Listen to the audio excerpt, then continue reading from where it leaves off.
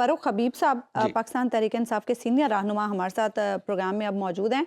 फ़ारूक हबीब साहब, इस्तीफ़े स्पीकर साहब ने मंजूर कर लिए, इलेक्शन कमीशन ने अभी तक डी नोटिफाई नहीं किया, तहरीक-ए-इंसाफ की अगली हिकमत अमली क्या है अब? देखें, हमारी हिकमत अमली जो है वो बड़ी वाज़े है। हमारे लिए तो देखें, दोनों साइडों के ऊपर एक विन विन सिचुएशन है। अब पाकिस्तान की जो पॉलिटिकल सिनेरियो है उसको हम लीड कर रहे हैं। अब बुनियादी तौर के ऊपर आपके इल्म में है कि इन्होंने 9 माह इस्तीफ़े जो है वो मंजूर नहीं किए, सिर्फ 11 इस्तीफ़े इन्होंने मंजूर किए थे हमारे। उसके बाद ये कहते रहे कि जनाब आप इनफरादी हैसियत में आएँ तो फिर आकर इस्तीफ़ों को हम कबूल करेंगे। आपको याद होगा कि हमने कहा था कि हम असम्बली के इजलास में हमारे अरकान दोबारा आ जाएंगे और चलते इजलास में अपनी सीटों पर खड़े होके एक बार फिर इस्तीफ़ों की तस्दीक कर देंगे। और स्पीकर साहब उस वक्त भी असम्बली छोड़ के भाग गए थे, इजलास मुलतवी कर दिए गए थे और ताकि हमारे इस्तीफ़ों की मंजूरी किसी तरीके से ना की जा सके। लेकिन जब हमने ये कहा कि हम ये जो लोटा राजा रियाज इनका बन के बैठा हुआ है अपोजिशन लीडर, जो कि कठपुतली अपोजिशन लीडर है, जो आटा महंगा हो जाए तो वो बोलता नहीं है, जो 24 घंटे बिजली चली जाए वो बोलता नहीं है, फरूक ये तो आपकी आफ्टर थॉट है ना, मजदूर बेरोजगार हो जाए वो ये भी बोलता तो नहीं आप है। देखिए फरूक साहब, ये भी तो आपकी सियासी तौर पे आफ्टर थॉट है। आपने पहले काम कर लिया, उसके बाद सोचना शुरू किया ना। राजा रियाज जिस दिन आप इस्तीफे दे रहे थे उस दिन भी पता था कि राजा रियाज साहब असेंबली में ही मौजूद रहेंगे, और जिस दिन आप इस्तीफे दे रहे थे उस वक्त भी दस्तूर में ये लिखा हुआ था कि जो निगरान वजीर आजम का तकर्रुर है वो अपोजिशन लीडर करेगा। नहीं, ये आपका हबीब अकरम साहब आपका बड़ा अच्छा सवाल है, मैं इसी का जवाब आपको दे रहा हूँ। देखें, सूरत हाल क्या बदली है। सूरत हाल ये आपकी चेंज हुई है कि हमने 2 लॉन्ग मार्चेस जो हैं वो किए। दोनों लॉन्ग मार्चों को हमने इस्लामाबाद जाने नहीं दिया, वहाँ भी हमने तसादुम से बचने के लिए मुलतवी किया पहली बार जब गए। उसके बाद भी हमने कहा कि मुल्क में खाना जंगी की तरफ चला जाएगा, तसादुम होगा, खून रेजी हो सकती है, जो कि इनका प्लान था करने का। हमने जमहूरी रास्ता, कॉन्स्टिट्यूशनल रास्ता लिया, 2 असम्बलियों को हमने तहलील किया। उसके बाद अब मुल्क में इंतखाबात होने हैं, 90 रोज़ के अंदर अंदर इंतखाबात करवाने हैं सूबाई असम्बलियों के इन्होंने। और कौमी असम्बली में भी जो शहबाज शरीफ की मौजूदा सूरत हाल है वो हमारी हिकमत अमली का, नई हिकमत अमली का ये हिस्सा था। जैसे जैसे हालात तब्दील हुए कि अब मुल्क में आम इंतखाबात का माहौल जो है वो बनता जा रहा है, तो लिहाजा हम अपना अपोजिशन लीडर का जो ओहदा है उसे रिक्लेम करें ताकि निगरान जो सेटअप आना है उसकी मुशावरत वन साइडेड ना हो सके। जिसने टिकट शहबाज शरीफ से लेनी है वो क्या मुशावरत करेगा राजा रियाज वहाँ पे बैठ के उनके साथ। तो लिहाजा ये हमने जैसे ही ऐलान किया इन्होंने इस्तीफे मंजूर करने शुरू कर दिए। अब मुझे आप ये बताएं कि 40% असम्बली में दोबारा इंतखाबात करवाने हैं इन्होंने। 6 महीने अगर इनके वैसे रह गए हैं, अगर आप देखें टोटल आईनी मुद्दत के अंदर, और 15 से 20 अरब रुपया इनको चाहिए इंतखाबात करवाने के लिए, तो भाई इनके पास तो जहर खाने के पैसे नहीं है। ये कहते हैं, ये तो कहते हैं हम कपड़े बेच के गंदम सस्ती करेंगे। तो अब ये इन्होंने इंतखाबात करवाने हैं, फिर उन्होंने इंतखाबात में हिस्सा भी इन्होंने नहीं लेना, क्या अंडरस्टैंडिंग इनके पास उम्मीदवार नहीं है। क्या अंडरस्टैंडिंग है कि हुकूमत ऐसा क्यों कर रही है आपके साथ कि खुद तो शायद वो इलेक्शन ना लड़े लेकिन आपकी तरफ, आपको इलेक्शन की तरफ धकेला जा रहा है? देखें हबीब अकरम साहब, मुझे बड़ी अच्छी तरह से याद है कि जब बचपन के अंदर वो मैच क्रिकेट का लोग खेलते थे ना, तो जो टीम शिकस्त जिसको नज़र आ रही होती थी तो वो विकेटें भी उठा के लेके भाग जाती थी, गेंद भी लेके भाग जाती थी, बल्ला लेके भी भाग जाती थी। ये इल्जाम पहले पीडीएम वाले खान साहब पे भी लगाते रहे हैं। ये उन्हें मैं आपको अर्ज कर देता हूँ, उन्हें ये नज़र आ रहा है कि अगर इंतखाबात में हम जाते हैं तो हमारी बुरी तरह हम पिट जाएंगे। भाई 160 रुपये आटे की कीमत के साथ और इस बदतरीन जो इन्होंने गवर्नेंस की है, जो इकॉनमी का बुरा हाल इन्होंने कर दिया है, इस 50 साल महंगाई के साथ ये इंतखाबात लड़ने जाएंगे, इनको जो है वो अपनी दुर्गत बनती हुई नज़र आ रही है। यही वजह है कि ये कभी इस्लामाबाद से भागते थे इंतखाबात से। अब मुझे आप ये बताएं कि अभी तक दोनों सूबाई असम्बलियों का शेड्यूल क्यों नहीं आ रहा? चलिए वो तो मेरा ख्याल है आप इसमें जल्दी नहीं कर रहे, आप थोड़ा सा अभी क्यों मेंशन नहीं किया? अभी तो असम्बलियां टूटी हैं, अभी तो वो जख्म भी मतलब रिस रहा है। अभी 1 2 4 दिन 10 दिन तो है मार्जिन के, उसका उस पर आप भी जरा सब्र करके बैठे। नहीं, वो मार्जिन नहीं है। देखें, वो रजीम चेंज साजिश पार्ट 2 शुरू हो गया है ना। प्लान ए में तो इनको नाकामी हुई है। आप ये देखें कि इन्होंने असम्बलियाँ तहलील करने रुकवाने के लिए एड़ी चोटी का जोर लगा दिया इन्होंने। जी वज़ीर आला कॉन्फिडेंस का वोट ले, 5 लोटे भी इन्होंने बना लिए। उसके बावजूद असम्बलियाँ 186 का नंबर पूरा हो गया, किस तरह पूरा हुआ? अवामी ताकत से पूरा हुआ।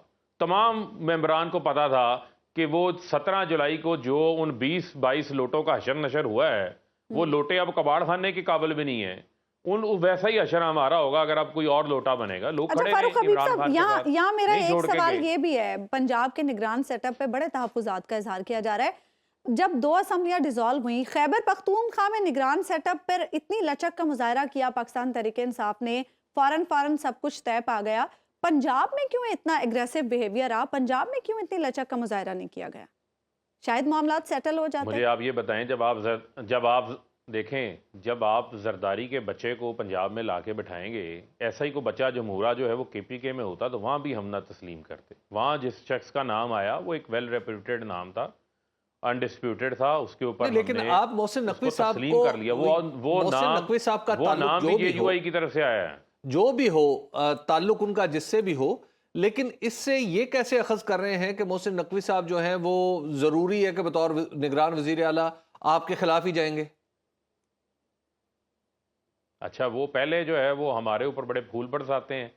आपको नहीं पता हबीब अकरम साहब, जो रजीम चेंज साजिश हुई है, उस साजिश में कभी एक शख्स पीछे से निकलता था, एक शख्स दाएं से निकलता था, मुंह पे मास्क लेके मुंह छुपाते हुए सारी कार्रवाइयाँ डालता था, जिसने आसिफ अली जरदारी को रातों रात चोरी शुजात के पास अपने घर मुलाकात करवा के ख़त भी लिखवा देते हैं। बरसा बरस का जो है वो 2 ख़ानदानों का साथ जो है वो टूट जाता है, उनकी मुखालफत में ख़त लिखे जाते हैं। ये किसी से ढके छुपे हैं। जो करदार उनका है, जिस किस्म की तैनातियाँ होनी शुरू हो गई हैं, 25 मई के जो करदार हैं जिन्होंने चार दीवारी का तकद्दुस पामाल किया, तशद्दुद किया, मावरा कानून इक़दामात लिए, उनकी तकर्रियाँ शुरू हो गई हैं। तो मुझे आप ये बताएं, और आप क्या एक्सपेक्ट कर सकते हैं? अच्छा फारूक हबीब साहब, आप इस मामले पर अदालत में जा रहे हैं आप लोग? ऐसा लग रहा है कि मोहसिन नकवी, सुन लेना, ऐसा लग रहा है कि मोहसिन नकवी एक मोहरे के तौर के ऊपर जो है वो इस्तेमाल हो रहे हैं। उसके पीछे जो है वो कोई और जो है वो डोरियां हिला रहा है, और जिस किस्म की तैनातियां हो रही हैं उससे ये मैसेज देने की कोशिश की जा रही है कि ये दोबारा जो है वो खैराती वजीर आला हमजा शहबाज वाला सेटअप आ गया है। उन्हीं के लोगों को चुन के लगाया जा रहा है। ये निगरान सेटअप नहीं है, ये न्यूट्रल लोग नहीं है। हमारे यहाँ एक रवायत रही है जिनको लगाया जा रहा है। निगरान वजीर आजम या वजीर आला की रवायत एक बिदअत ही है पाकिस्तान के अंदर, लेकिन बहरहाल जितने भी थोड़े अरसे में एक रवायत डेवलप हुई है कि जब वजीर आला या वजीर आजम को बनता है तो वो तमाम सूबे की या मुल्क की पॉलिटिकल पार्टी से रब्ता करता है। तो क्या अब तक मोहसिन नकवी साहब ने फॉर्मली आपकी पार्टी से कोई रब्ता किया कि आपको यकीन दिलाया कि आपके जो तहफ़्फ़ुज़ात हैं उन्हें मैं दूर करने की हर मुमकिन कोशिश करूँगा? नहीं, देखें, हमसे तो किसी किस्म का जो है वो रब्ता उनकी जानिब से ना हुआ है, ना अभी तक जो है वो उन्होंने कोई किसी किस्म की कोई यकीन दहानी करवाई है, और ना ही मुझे लगता है कि वो रब्ता करने की पोजीशन में और यकीन दहानी करवाने की पोजीशन में। देखें, यहाँ पर सवाल उठता है फिर इलेक्शन कमीशन के ऊपर। जिस इलेक्शन कमीशन के सामने हमने अपने नाम नहीं दिए थे, अहमद नवाज सुखेरा का हमारे साथ कोई ताल्लुक नहीं था, नवीद अकरम चीमा शहबाज शरीफ के चीफ सेक्रेटरी रहे हैं, उनका हमारे से कोई ताल्लुक नहीं था। 2 क्रेडिबल नामों के बावजूद इलेक्शन कमीशन ने जानबूझ के एक ऐसे बंदे को तैनात किया जो कि मुतनाज़ा है, जो वॉलंटरीली रिटर्न नैब को 35 लाख रुपया करप्शन का पैसा हर स्टील मिल का वापस कर चुके हैं। भाई, अब मुझे आप ये बताएं, तो अब ये इस जो मामले पर आप अदालत जा रहे हैं? 2018 का इलेक्शन हमने लड़ा था, सुन लें, 2018 का इलेक्शन हमने लड़ा था। कोई पुलिस ऑफिसर मुझे आज तक वहां याद नहीं है जिस पुलिस ऑफिसर के ऊपर किसी किस्म का कोई ऑब्जेक्शन मौजूद हो कि ये ऐसा ऑफिसर है जो बैड रिप्यूटेड है, जो कि जिसका किसी एक पार्टी के साथ इनक्लाइंड है, एक ताल्लुक है।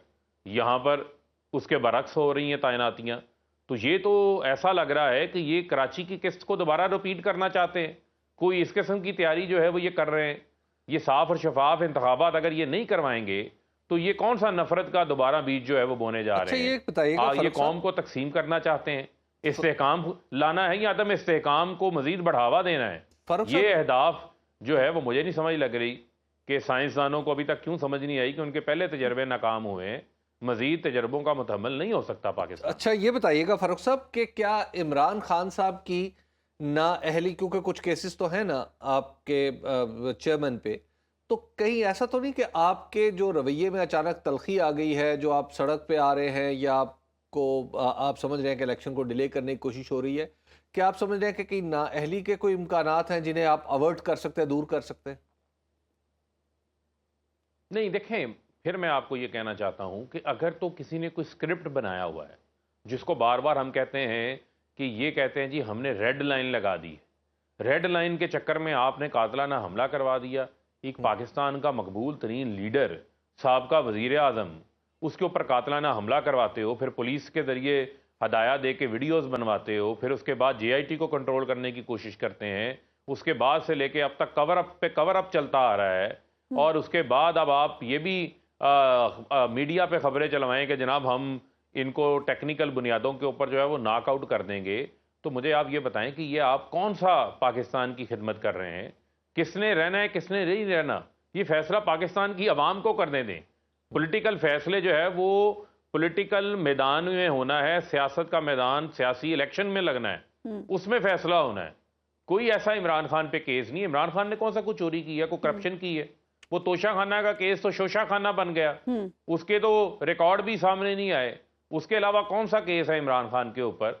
वो जो फॉरेन फंडिंग का केस है, उस केस के ऊपर तो आज तक इलेक्शन कमीशन ने नून लीग पीपल्स पार्टी का फैसला नहीं कर सके।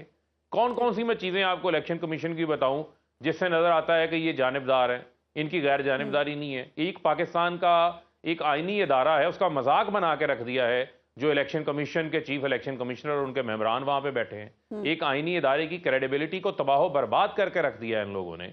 और पाकिस्तान पहले ही मुश्किल वक्त से गुजर रहा है। यहाँ पर जो है वो माशी मुश्किलात हैं। आटा 160 रुपए किलो हो चुका है, मजदूर बेरोजगार है, फैक्ट्रियां बंद हैं, किसान परेशान है।